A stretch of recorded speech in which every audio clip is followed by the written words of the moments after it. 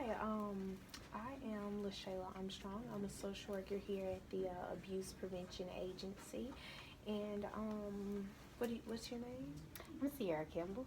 Okay, Sierra, would you prefer me to call you Sierra or Miss Kimball?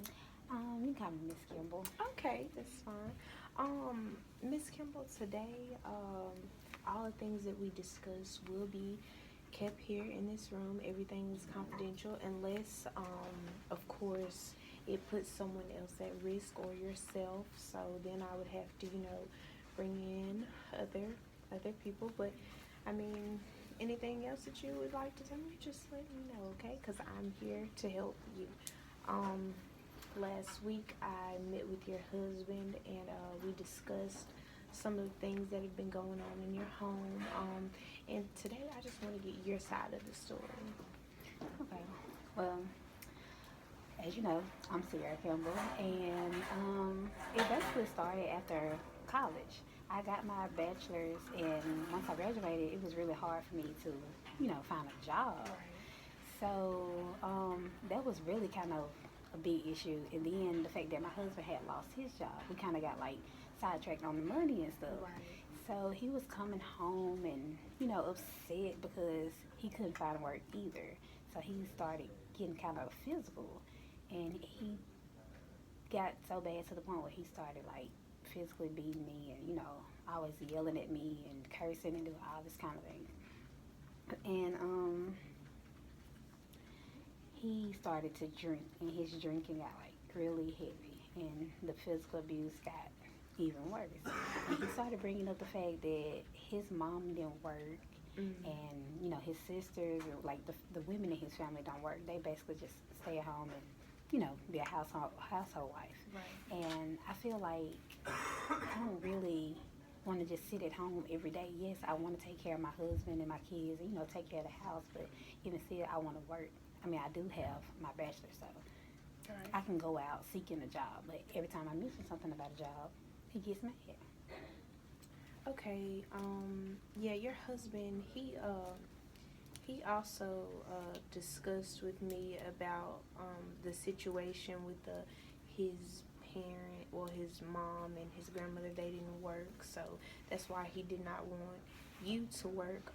So what we need to do, or what we want to do, is kind of like I discussed with your husband. I told him how times have changed, and this era is really about the more independent woman. We don't really want to sit at the house all day when we have our degree. So I discussed that with him. So what I want to do is kind of meet him halfway, like get him to understand, what you're going through and how you want to work and things like that. So where'd you say you got your education? What college did you attend? I attended Ole Miss, and I got my bachelor's.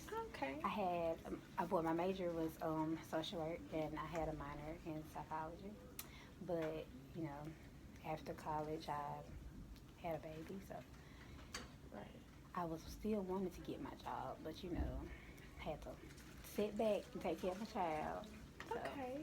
So so now do you see yourself getting a job? Because I feel like that could be a good goal for us to meet, like um to just do you want to go out and look for a job or I mean, yes, I want to get a job, but I don't want to keep getting beat on every time either. right. Okay. I definitely understand where you're coming from, and that's why I feel it is important for me to continue to meet with your husband because I feel like he he is the reason for this because he doesn't understand how you want to go find a job. He wants to make these decisions for you, and he needs to understand that this is your life, and you also need to understand that this is your life. And if you want to go out and look for a job, then I feel like you should be able to do that without having to think about your husband's opinions. So, the first goal that we are going to set for you is first, we're going to go home and we're going to talk to your husband. You're going to talk to him and, just try to get him to understand where you're coming from. And if he can't understand these things and he can't understand where you're coming from with this, then we can all meet together and discuss these things. And whenever we get him to understand that you are your own person, then we can go out and seek a job for you to get you on your own feet, just in case anything happens, like you need to leave him if things get so bad, then you'll have something to fall back on if you go out, if you have your own job, because you have your major. You have your degree, and I don't feel like you should let this go to waste. Do you feel the same way that I feel? Because this is about you and these are your decisions. You just tell me what you want to do so we can get this, so we can set these goals for you. I mean, I'm on the same page as you are because, Right. like you said, I got my bachelor's degree. Like, I can do something with it. I mean, and then I have a child Right. and a husband. So, this is basically a family that I have to take care of. I understand that he's the man, he wants to take care of all the money and all that. But if we, like, split things and go halfway with everything, it won't be so hard on him. And, Yeah, and see, that's what we want to get him to understand.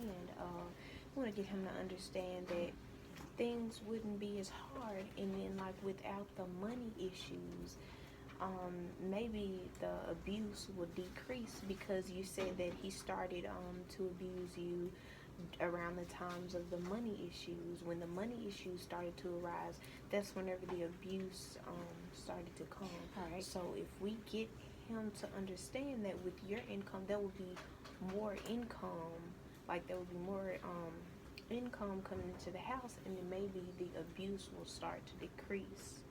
Do you see where I'm going with this? So first we have to get him on board with that. We have to get him to understand how y'all's financial situation might get better with you having a job also. So that's what we want him to first understand. So do you think he would be on board with meeting with us so we can talk to him about our goals, or do you just want to set these goals for yourself and we just go from there? I just feel like it would be better for him to understand also. Like, we need him to understand, and because he doesn't understand that you are your own person. He doesn't understand that, so we need for him to get that in his mind first. So Well, I just don't want to put you in harm's way. I can get him on my side in some kind of way. Like, he might be upset about it and all that, but I mean, he's having a hard time finding a job, just like I am. Right. So, by me going home and just really just talking to him about it and telling him that I want to help, then we can search for a job together. Right. Like, we can both go out both go out together, look for jobs, and that could take a lot of stress off the family. You're right. And I think that could really help with his drinking problem too if he gets employed again. So I can try to get him in for the next meeting. Okay, that would be great, Miss Kimball. It was so nice meeting you. You meeting too, with you Shay. today. And we'll discuss more about this next week. And we'll discuss everything else in a later meeting, okay? Okay, so when do we need to meet again? So we're gonna try to meet again on next week, because I've gotten his side of the story, I've gotten your side of the story, and I just need to come up with something. So next week will be a great time to meet, if that's okay with you and him, because I know you might have to find a babysitter or someone to watch your child. So, Okay, well, next week sounds fine. okay. So you should see us both. Alrighty. Nice meeting you. Nice to meet you too.